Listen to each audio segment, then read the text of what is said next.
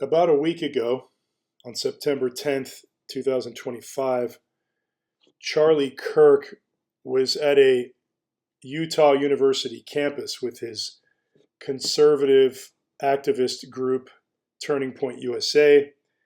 And he does this thing where he sets up a microphone and students come up to the microphone and they debate him about certain topics, usually divisive topics that divide the right and the left, like abortion and gay marriage and things like that. So Charlie Kirk was asked some kind of question about transgenderism or something, and next thing you know, this bullet comes out of nowhere and hits Charlie in the neck, and he bleeds out of his neck and dies right there in front of his two children and wife. Now, I don't know why this person decided to assassinate Charlie Kirk in completely cold blood. We're told this is the guy that did it, Tyler Robinson. I don't know what to call that look in his eyes. My first thought is mind control. Someone influenced him and turned him into an MK Ultra assassin. That's my first thought. But I don't know. All I know is that Charlie Kirk didn't deserve to get shot in the neck in cold blood in front of his family while trying to have dialogue with students. But I posted something on my Instagram, and someone who I thought was a friend was like, "Oh, well, how come, where's all the outrage about, the whoever got assassinated in Minnesota recently?" And I'm just thinking to myself, okay, this must be a talking point that she is seeing on, her Facebook or whatever, that her friends are circulating and all sort of saying like, no, we're not supposed to be angry about Charlie Kirk. In fact, we're supposed to be okay that Charlie Kirk got assassinated because, the people on the right don't care when our people are assassinated. I think it's the dumbest, most frightening knee-jerk reaction. And I don't think it stems from really much thought, which, gets me into the area of how people think. And, a lot of my blogs, I talk about, propaganda and symbolism in entertainment and stuff. And it all comes down to psychology. And when you reverse engineer the psychology of what's going on in the news media every day of the week, you can trace it back to a great oppressor or some type of enemy that doesn't care about the left or the right. What they care about is pushing the left and the right farther apart and making things more divisive so that we fight each other so that we can be easier to conquer. It's called divide and conquer. Now, what I've begun to realize is that there are people that don't actually care about the truth, and they won't even verbalize the fact that they don't care about the truth. It'll just sort of be how they conduct themselves. And been trying to find a word that sums this up. And I think collectivism is in that general area. And so what collectivism is, it's a social organization system where the needs and goals of the group are prioritized over those of the individual. Now that sounds very nice and everything, right? Sounds like, we're making everything equal, everything's fair for everyone, nobody stands out, everyone's just treated the same way. To use an example to illustrate what I'm talking about and how a collective can cause someone to favor the beliefs of the collective over what might be an objective truth that contradicts that collective. Let's say Tina is someone who, was part of the BLM riots that occurred during this whole George Floyd incident. So I come up to Tina and I say, well, have you seen the autopsy? It shows that George Floyd had no life-threatening injuries identified, and specifically no injuries of anterior muscles of neck or laryngeal structures. And I say to Tina, Tina, have you seen this part of the autopsy, which shows that he had fentanyl, methamphetamine, which is speed, weed and caffeine and probably other things in his body, and so Tina is probably going to have a knee-jerk reaction, say, no, no, no, that's all bullshit. You're a liar. You're a racist. Don't defend a racist hate crime. That's probably going to be Tina's knee-jerk reaction.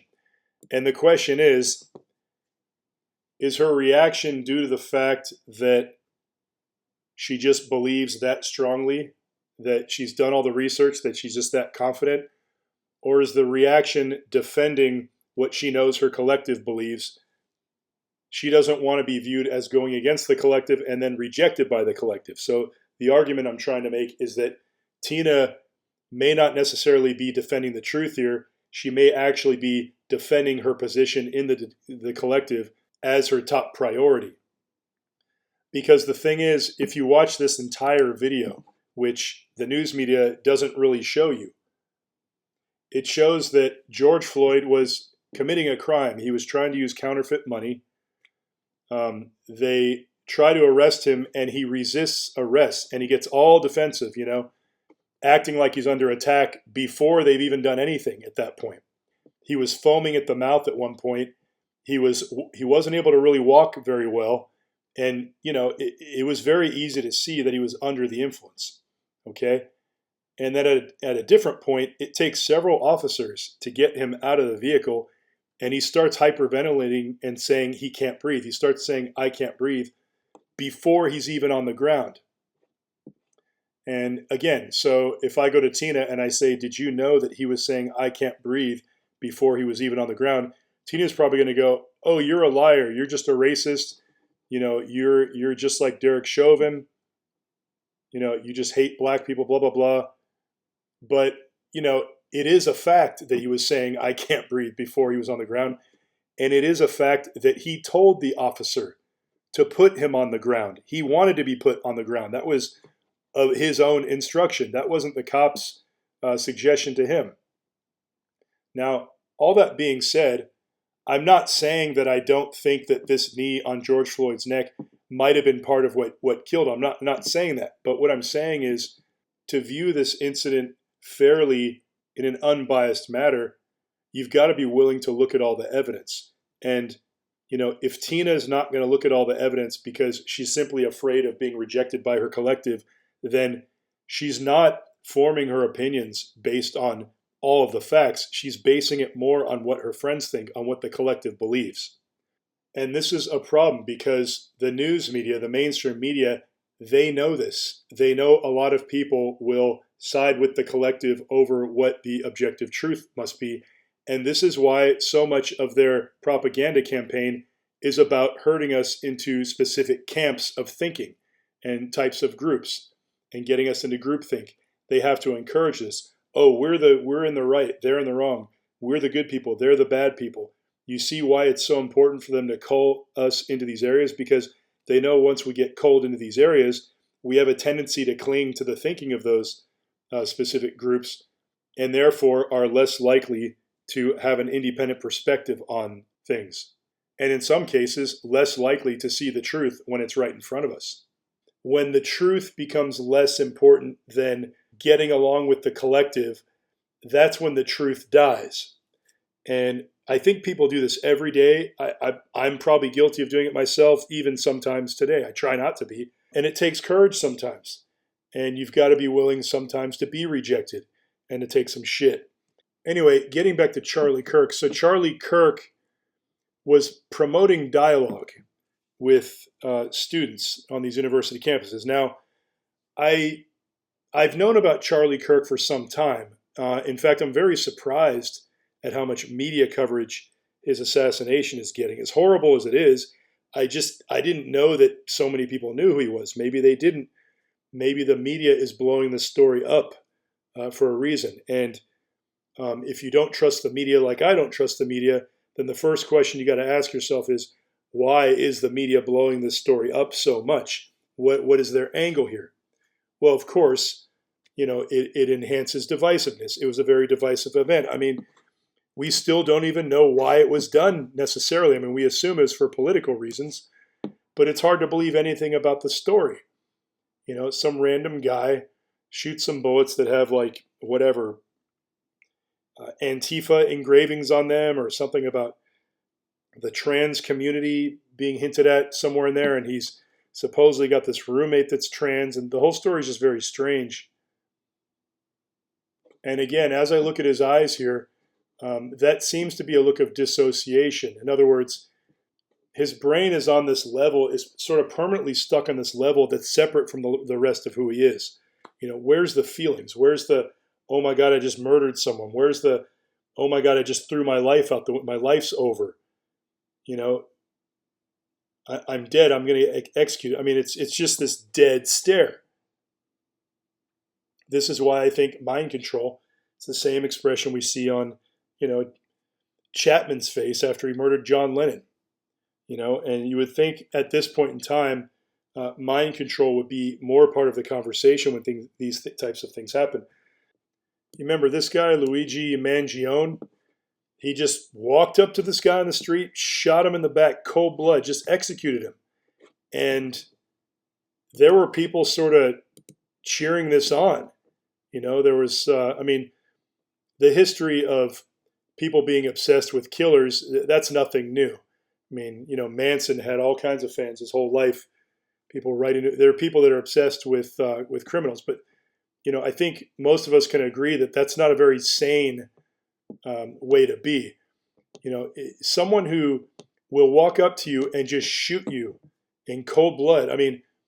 It's one thing to sucker punch someone. Like your girlfriend was looking at some guy and you didn't like that, so you went up to him and sucker punched him. That's not cool, right? Well, imagine if you went up to him and just shot him. How do you justify that? We're supposed to think that it was okay for Mangione to shoot this guy in cold blood because he worked for some company that everyone thought was just horrible and causing people to die and stuff. And, I don't know all the ins and outs of it, but I don't know. I don't know that there's any way you can justify doing this. The law exists. There are legal things you can do, but you don't have the right to just go up to people and just shoot them and just execute them. And then we're just going to applaud people for doing that. Getting back to collectivism may be contrasted with individualism, in which the rights and interests of the individual are a priority. Now, I sort of thought that's who I was my whole life. That's why I got into rock and roll and heavy metal, because I felt like this is something individuals get into. I'm for myself. I don't need the approval of everyone else. And inevitably, you're going to be a divisive figure because you're going to go against, the whole room of people are going to be going, left and you're going to be going right, or they go right and you go left just because. And that can get kind of ridiculous too, because, oh, you're just taking the opposing viewpoint. That's kind of mindless. Where's the honor in that? Where's the morality in that? There's none. It's just, you just want to take the contrary path. And, I've been guilty of that myself. But more the point I'm trying to make is that, when I got into the music scene and stuff, I found that there was this collectivism mentality. There was this pack mentality. And you find that, holy shit, I thought I was taking a different path. I thought I was taking the left-hand path, the path of myself. I thought I was doing this because I'm an individual. And what I found was there's all these, collectives or one or two. And basically you got to kowtow to these groups or you don't get in. You don't get into the club.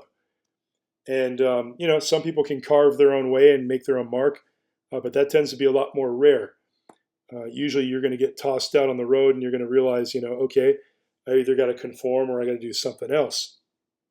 Something about Charlie Kirk has always kind of bothered me, and I'm not someone who follows Charlie Kirk per se. I like watching his debates with the students, which there's lots of video footage of that online. I think it's very educational to watch if you're from whatever your political perspective is, even if you're not interested in politics. You watch these videos and you get interested in politics because you find it how fascinating it is to watch two people have dialogue, and they come from such different angles. And sometimes, they will find a middle ground simply because, there was a misunderstanding about who the other person is. And, you find a lot of these people are stereotyping each other, and you find out why stereotypes are bad, because when you assume you know everything about someone just because of one or two facts, what ends up happening is you assume the wrong things about that person. And then you go to the newspaper, you go to Yahoo News or whatever, and Yahoo News or the newspaper echoes those thoughts you have, and you feel like it's okay to believe those things because the newspaper said it.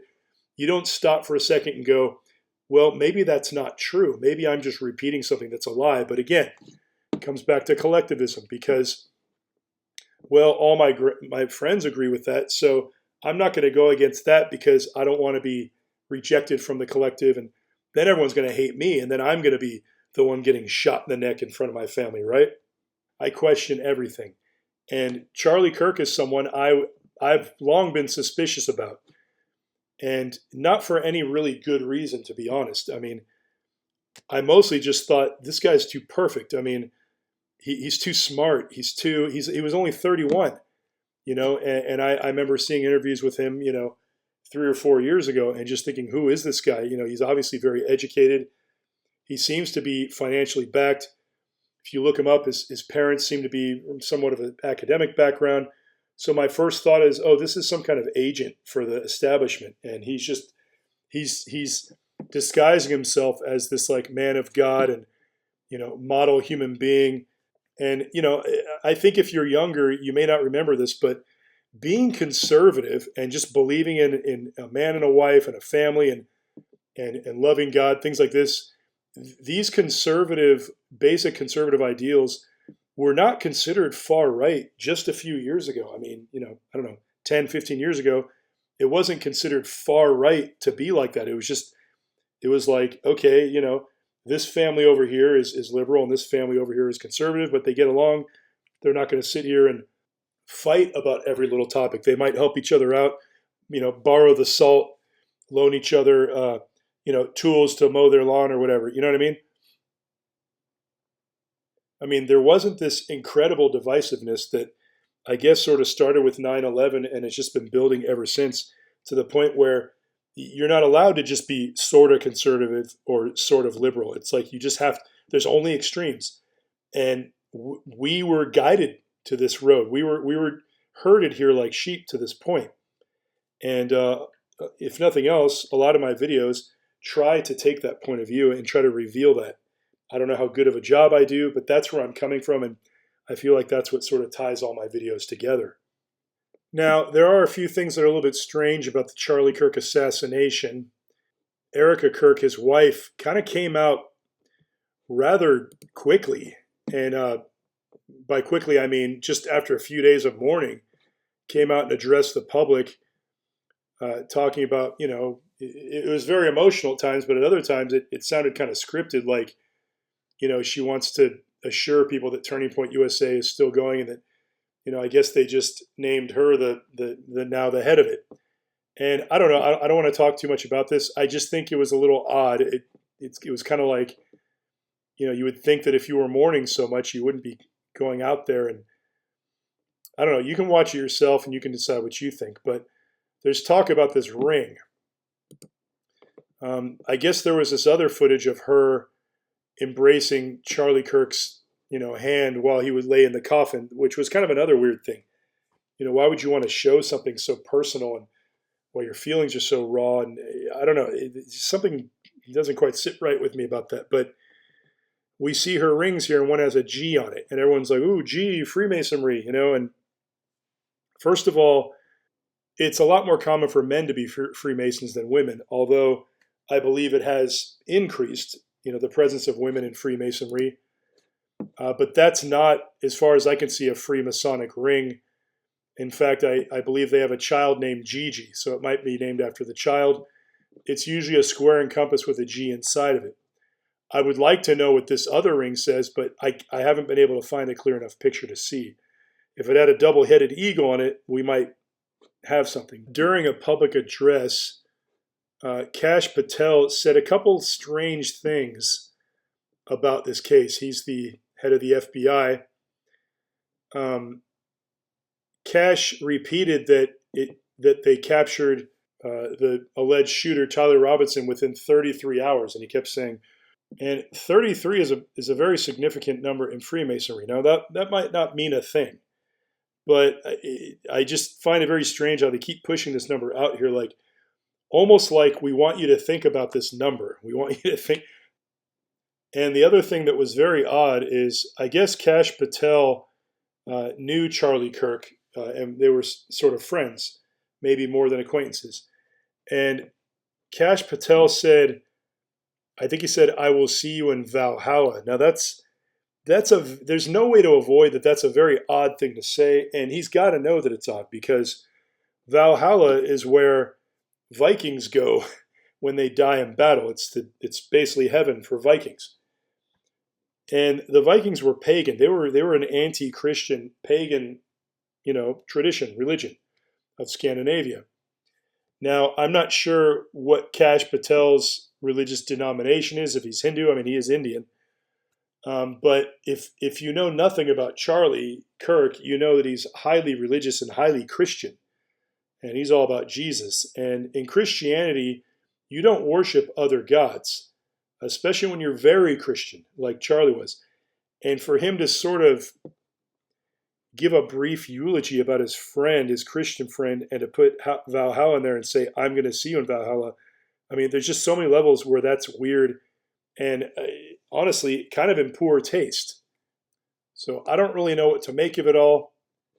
But what I can say is this incident is definitely being used for propaganda purposes.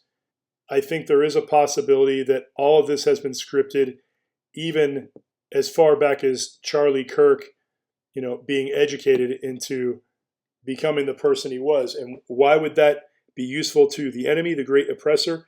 Well, if the great oppressor wants to create a very respected, young figure on the right that influences the youth, and then very publicly and cruelly take him out, well, look at all the conversation and division this is causing.